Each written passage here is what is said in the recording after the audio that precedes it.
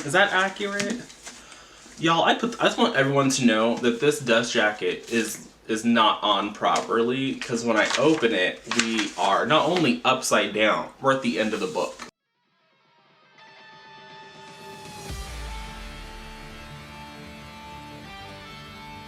What is up, BookTube? It's Monty, and I am here today to discuss a book that you already know what it is. It's in the thumbnail, it's in the title. Like, we know that I'm going to discuss A Court of Thorns and Roses by Sarah J. Maas. Now, there was a little, I wouldn't say it was a kerfuffle. Wouldn't call it a kerfuffle. But there was some shock, perhaps, some surprise when I tweeted out that I gave this book right here, the first book in the, I guess it's the Akadar series. Not very creative, Miss Maas. Just saying. That I gave this book 4 stars. Now, in my Goodreads review, I started off by saying, I don't really know if there's anything that I can add to this conversation. A Court of Thorns and Roses has been out for what feels like my entire existence, even though I think it only came out in like, what, 2014? Is that accurate?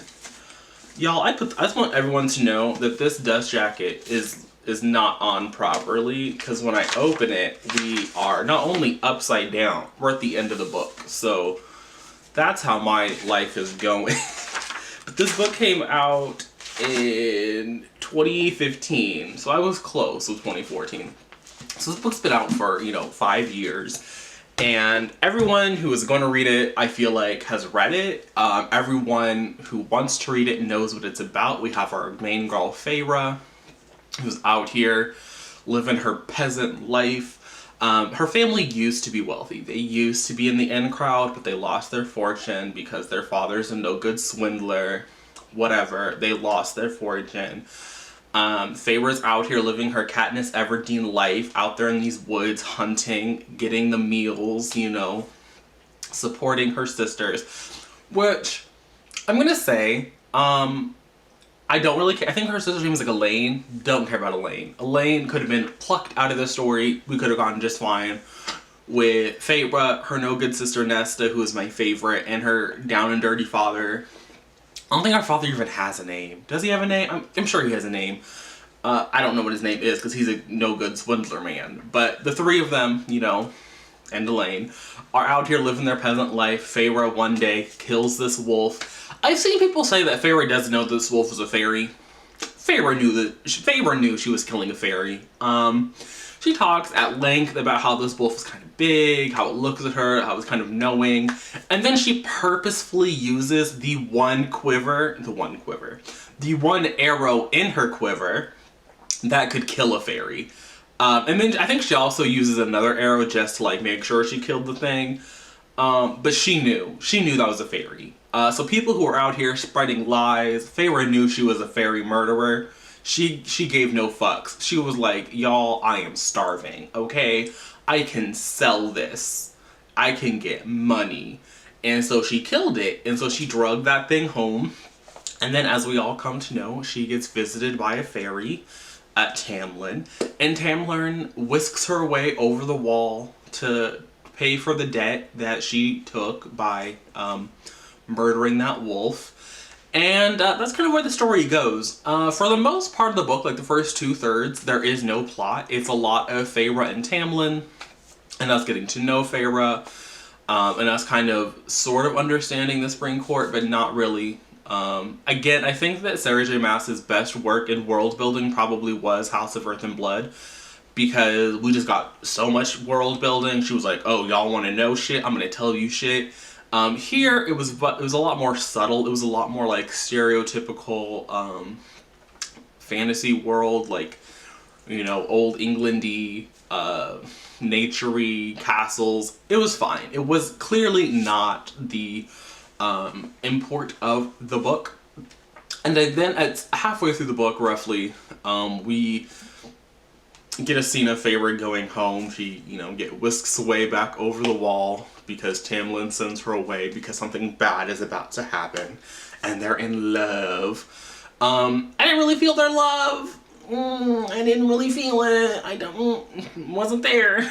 But wasn't for me. Again, Tamlin was just creepy. That man was a creepy man. Creepy man. And Reese, when we met him, he was also a creepy man. So I don't think I'll be shipping anybody because they were all terrible. We get back over the wall.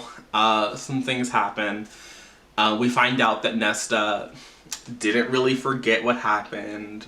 Lots of great Feyre Nesta moments. The Feyre Nesta moments after Feyre comes back are like the pinnacle of what happens in this book. Because in like the third act is like kind of a plot where we have to like defeat this evil overlord lady. And it was like cute or whatever. Like I wasn't mad at it. I thought it was well written. It was well executed. We got to meet some new characters, namely Rhysand. But we got to see Lucian again. I liked Lucian. He was my favorite part of like the first part of the book when we were first in Fairyland or Prythian, whatever. But those Nesta Feyre moments, top tier. I'm sorry. Like Nesta, I don't understand how anyone hates her after those Nesta Feyre moments. We obviously we're not reading the same book. Y'all obviously are just hating to be hating, and you hate to see it. But as I described all of this, I can understand why people are like, how is this a 4-star read? And yes, Tamlin was a creepy, almost rapist. It was kind of disturbing. And Rhysand was also a creepy, almost rapist. And I was like, what are we doing here? But I just had a good time reading the book. Like, I don't think that this is the best book ever written, but I do think it was Sarah J. Maas's best first book. Like, compared to Throne of Glass and even compared to House of Earth and Blood, like, this was just, in terms of my personal enjoyment, it was there. Like, it was, and so I had a great time, and I could not lie to the people. I couldn't come here and be like, I hated it. Like, because that would be untrue, because I did not hate it. I eagerly got through this one, so I don't know if I would like actively recommend it to people, but I also don't think that I need to, because it's a Sarah J. Maas book, and like even people who aren't on BookTube read a Sarah J. Maas book, so that's where I'm at with this one. I don't really know how this is gonna go when I go to edit this. This is a moment, but I had a good time.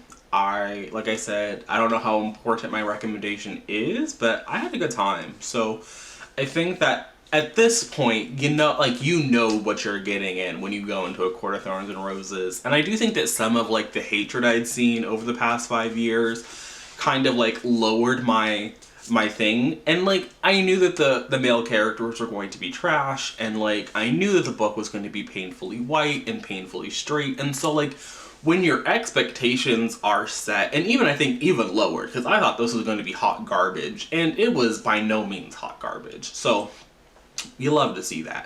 I think because of like where expectations were, that also played a hand in helping. I don't know if I'd read this earlier, or like even when it first came out, if I would have had like the same feelings, but that's where I wound up on this one. So I know that people have read A Court of Thorns and Roses by Sarah J. Maas. I know that this is like a book people be reading. So feel free to leave your thoughts and comments down below. I look forward to reading them. Thanks for watching. If you made it this far into the video, make sure you leave this emoji while you're down there typing away your thoughts, and I'll see you guys again soon with another video. But until then, and until next time, bye.